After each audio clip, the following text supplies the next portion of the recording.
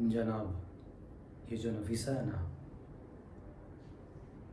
बहुत तकलीफ़ों से गुजरते हुए देखा है मैंने इसे।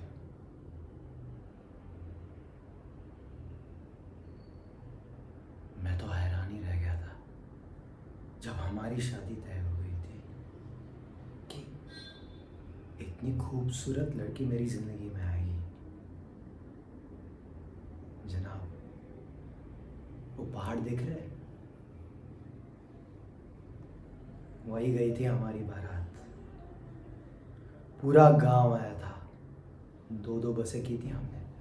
क्या माहौल था। सब नाच रहे थे और मुझे भी नचाया। मैं भी खूब नाचा था उस दिन। और बड़े धूमधाम से हुई थी हमारी शादी। शादी के बाद सब ठीक ही रहा। बस बीच बीच में नफीसा को दौरे पड़ने लगे थे, तो हमने हकीम को दिखाया तो उसने बताया कि उसे तो बचपन से ही दौरे पड़ने लगे थे, लेकिन ये बात उसके घर वालों ने हमसे छिपाई थी। तो इस बात को लेके हमारे घर में बार बार झगड़ा होने लगा। अम्मी बार बार नफीसा के घर वालों को और नफीसा को टोकती रही। मुझे तो सब कहने लगे कि नफीसा को तलाक देकर दूसरा निकाह कर लो, लेकिन मैं नहीं माना। इस पर तो हल्ला मच गया। तो एक दिन मैं और नफीसा अपना गांव छोड़कर इस गांव में आ गए।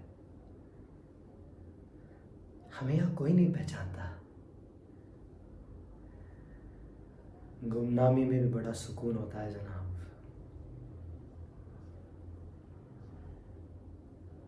नफीसा को बच्चे की बड़ी आस थी, लेकिन शहर वाले डॉक्टर ने साफ मना किया था कि बच्चे का सोचना भी मत। या तो बच्चा बचेगा या बच्चे की माँ।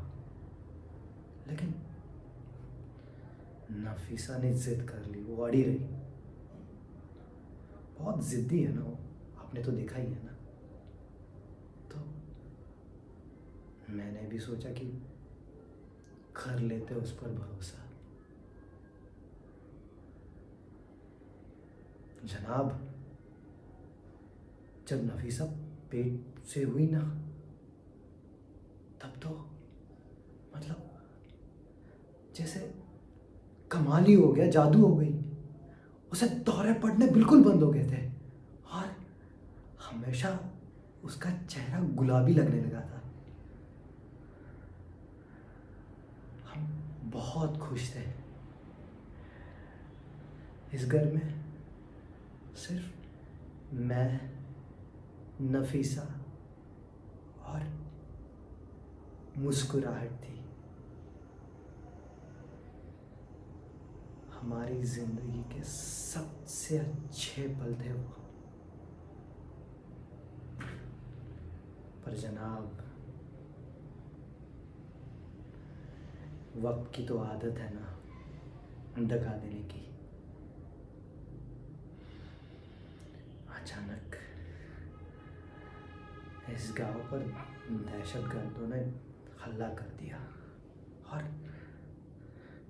आर्मी वालों में और दहशतगर्दों में लड़ाई छिड़ गई और बीच में हम लोग फंस गए।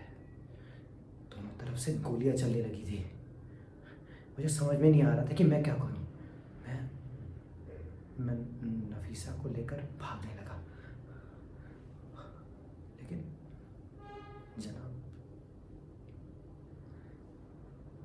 नफीसा का खून निकलने लगा। उसकी शलवार पूरी लाल हो रही थी।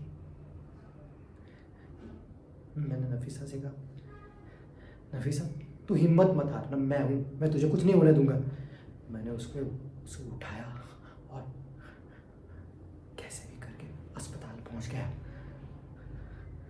अस्पताल पहुंचा और डॉक्टर ने कहा कि हमारा हमारा हमारा बच्चा मर गया। उसके बाद तो बस नफीसा तो पागल सी हो गई। बार बार कोसती रही डॉक्टरों को और मुझे कि क्यों बचाया मुझे। और किसी बच्चे के रोने की आवाज़ सुनाई देती तो कहती कि जिगरा रो रहा है, उसे दूध पिलाना है।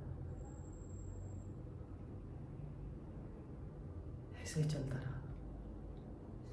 और फिर थोड़े दिनों बाद वो कहीं से गुड्डा ले आई। कहा कि ये हमारा जिगरा है।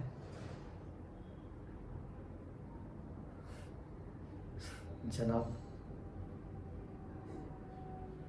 हमारा जिगरा भी अभी बड़ा हो रहा है। मैं